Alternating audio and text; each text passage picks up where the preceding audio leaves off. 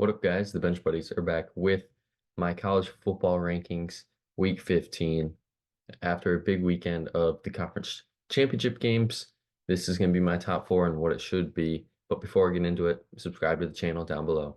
After championship week, the only team dropping from my rankings is Toledo. Suffered a tough loss to Miami of Ohio, who's in the others receiving votes. And you have Clemson, Utah, Kansas State, and Tennessee. Possibly with a bowl win, these teams can jump into my final top 25. 25 is Iowa. They deserve to be a top 25 team, but them in that game against Michigan just didn't show up. The offense didn't score. So free beers all around in that bar in Iowa that was giving out free beers until they scored. So free beers the rest of the night. Bad look there. The offense needs to figure something out heading into this bowl game against Tennessee, and it could get just as bad, if not worse, against Tennessee because they still have something to play for. They want to get that bowl win and cap off a good season for them. 24 is Oklahoma State. Didn't really compete in the first half, and if at all in this Big 12 championship game. Texas just destroyed them. The defense allowed 7 touchdowns, almost 700 yards of offense, and it was a rough performance, but they get Texas A&M in a bowl game. 23 is James Madison, and they make it by default, not because they've been in FBS for long, but because enough teams didn't qualify. So James Madison gets a bid and they face Air Force. 22 is Troy. They're the team that jumps into the rankings after beating App State in the Sun Belt Championship. They're on a 10-game winning streak with going back to the beginning of the year, only losses to James Madison and Kansas State. I probably could have put James Madison ahead of these guys, but they won the Sun Belt, and 10-game winning streak is pretty hard to do here in college football. Jordan McLeod played great yet again. Keami Vidal, 5 touchdowns, a very dominant performance here for Troy. And they get Duke, and I think they can beat Duke as well. It's going to be one of those games that's going to come down to the wire. 21 is North Carolina State, looking to cap off a good second half to the season, winning 5 straight games heading into this bowl game. And at the beginning of the year, you can see there they were ranked 24th in my preseason ranking. So right around where I thought this team would be at the end of the year, at 9-3. 20 is Oregon State, and this team, I don't know how they're going to perform in the bowl game. Losing their head coach, Jonathan Smith, DJ Uiagalelei probably is gone. He's not going to play in this game. So there's going to be lots of question marks heading into this bowl game for Oregon State and in the near future, as they're going to be joining the Mountain West next year. I don't know. Oregon State could be trending in the wrong direction for years to come. 19 is Tulane. They fall to SMU in the American Championship, and they probably, if they would have won, could have got into the New Year's Six bowl game, but that's not the case. And Willie Fritz probably going somewhere to a Power Four school. And Tulane, the magical run has to end at some point, and this might be that year. 18 is Louisville, and they didn't show up. The defense kind of did, I guess you could say. The defense didn't really have to stop anyone that much, but the costly interception in the red zone in the fourth quarter, gave this game away to Florida State. And, I understand why the teams didn't think Florida State played a worthy opponent, but they got the win. But we'll get to that later. 17 is SMU, beat Tulane in the American Championship, move up 2 spots, and should get a dominant bowl win over Boston College, team that really hasn't done much this year, barely getting in bowl games. So I expect SMU to put a whooping on the Eagles, and Kevin Jennings had another great game in this one. So SMU could possibly finish the season with 12 wins. Notre Dame stays at 16, and this is going to be Sam Hartman's last game in college. Audric Estime probably is going to ball out against this Oregon State front.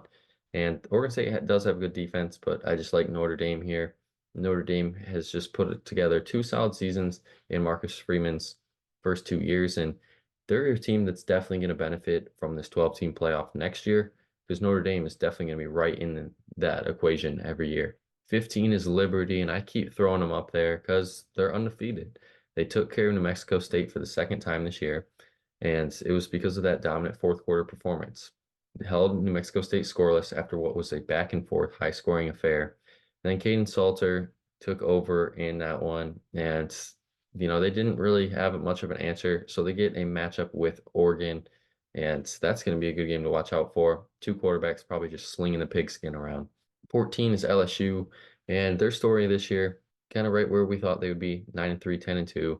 Miss out on the playoff, but Jayden Daniels, Heisman season, more than likely to win the Heisman here in the next few weeks. And if the game against Wisconsin, I think he's just going to go off in this one if he decides to play, which he should. And LSU, I just don't see how LSU doesn't blow out Wisconsin. 13 is Arizona, a team that really came through in the second half of the season, and a team that could be really good next year when it's all said and done. And somehow, some way, Arizona finds themselves in a good bowl game matchup against Oklahoma. It's most deserving for them. Noah Fife, a true freshman quarterback, is going to be good for years to come. 12 is Ole Miss. Man, this team is definitely going to be one of those teams that benefits from the 12-team playoff, right in the thick of things every year, around 10 the last 2 years. And Jackson Dart has put this team in a position to win, especially Lane Kiffin as well. They get a game against a tough defense in Penn State, and we'll see what Ole Miss is made of. Oklahoma, their biggest win against Texas this year.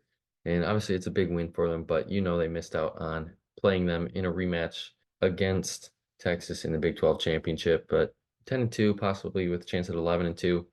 Very successful season. Starting the top 10, I have Penn State. Yet again, can't beat Michigan or Ohio State, so they end up at 10-2. One of these times, it's going to help them if they actually beat one of those two teams. There's a good chance that they can get into the 12-team playoff. 9 is Missouri, and they stay put, obviously, because they didn't play. And Brady Cook has put this team back on the map. They get Ohio State in a very tough bowl game, but you got to like what Missouri did this year. Had some good wins and really came alive in the second half of the season. Just couldn't get the big one, beating Georgia. They were in that game, but just couldn't play well enough in fourth quarter and possibly put themselves in that conversation. At 8, I have Oregon falling out of my top 4. So obviously they didn't make the playoff, and they wouldn't make mine either. It was a tough loss to take to Washington yet again, but it was a good season for them, especially heading into the Big Ten next year with tougher opponents. Oregon and Bo Nix, I don't know what they're going to do moving forward, but this team is going to be very good. 7 is Ohio State, and their big storyline. Obviously, losing to Michigan doesn't get them in to the playoff this year like it did last year. And for the bowl game, they're going to be without Ibuka and Harrison Jr. More than likely, they're going to sit out because they're going pro. But Kyle McCord, this is a game for him to prove that he can belong on the big stage after, not a good performance against the Michigan Wolverines there. If he can come out, put that behind him and have a decent game, I think Ohio State has something to build on. At 6, I have Georgia, and you can already see the sneak peek there versus 5 Florida State. Georgia, it's tough to take the number 1 team in the country I've had all year and then take them out of the top 4 and even the top 5. The fumble in that third quarter where Carson Beck was kind of careless with the ball determined the outcome in this game. The only turnover of the game, and it cost them those 3 points. But other than that, Beck played well enough to get the team a win, but just didn't seem like he had in sync like he had with his other receivers this year. And that brings us to 5, where we have Florida State. I have them missing the playoff, and yeah, you're probably not going to like the take if you're FSU fan or whatnot. But if you go look at what the committee has on their website, they take the best team at the time. And if there's a key player that is injured, they take that into account. I get that Jordan Travis has been out now for a few weeks and they needed him to win this game convincingly. If they still have Travis, no doubt in my mind they get in, but they don't have their best player on the field and they're a completely different team. If this is the same team week 1 that FSU had without Jordan Travis, I think this team is 9-3 at best. And the case I get is to be made where 13-0 conference champion did what they had to do, beat who they had to beat, and they even scheduled an out-of-conference opponent, LSU. Tough game, got that win. But end of the day, it's not the same team that they won those games with, and I see why the committee made their decision. At 4, I have Alabama jumping in after winning the SEC championship and knocking off Georgia. If you would have told me this team was going to win this game before Auburn and they're getting in the playoffs, I would say, I don't really see that happening. But they squeaked past Auburn. And, I was big on Bama this week because games like that, you squeak past someone, rivalry game, you shouldn't win, but you do. You come out the next week and play really good. And that was the case this week. And that's why Bama's here at 4. 3 is Texas. Nothing really new here for Texas. They got what they needed to happen with a few teams losing, and beating Bama gets them the 3 spot ahead of them. Texas, it's all in front of them now. They get what they want. They're back if they can win this game against Washington. And Washington at 2, beat Oregon for the second time this year to clinch the Pac-12 championship. Keep proving people wrong. They're underdogs in this game against Texas and looking to prove that underdog narrative yet again. Michael Penix Jr. been great. Dylan Johnson playing hurt, one of his better games of the year. Rome Odunze and Jalen McMillan just cooking that Oregon secondary, and it's going to be a high-scoring game for that Washington-Texas game. And at one, for the first time this year, are the Michigan Wolverines. Didn't let Iowa score in this one. It wasn't a sexy win by all means, 26-0, but a dominant performance is a dominant performance. Pitching a shutout in the conference championship game, only second time that's ever happened. JJ McCarthy hasn't had to throw the ball really that much half of the season. In Ohio State, he did enough to win, made the good throws he needed to make, but it's all because of Blake Corum just absolutely playing smash mouth football, getting it done when it matters most. And they get Bama here, and Michigan, the favorites to win the playoff right now, but we'll see what happens when we see the next video.